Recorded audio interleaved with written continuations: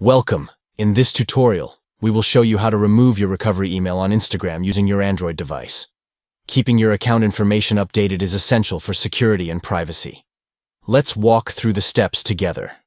To begin, open the Instagram app on your Android device to access your account settings and preferences.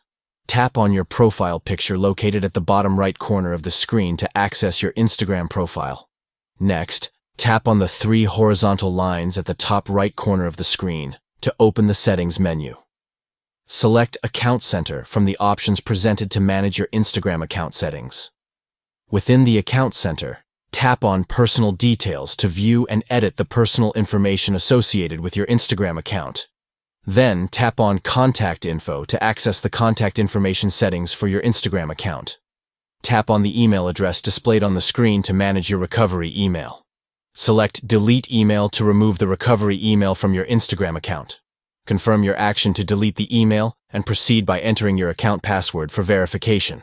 By following these steps, you can easily remove your recovery email on Instagram, ensuring that your account information is up to date and secure. Thank you for watching this tutorial. We hope this guide has been informative in demonstrating how to remove your recovery email on Instagram using your Android device. Stay proactive in managing your account details for a safe and enjoyable Instagram experience.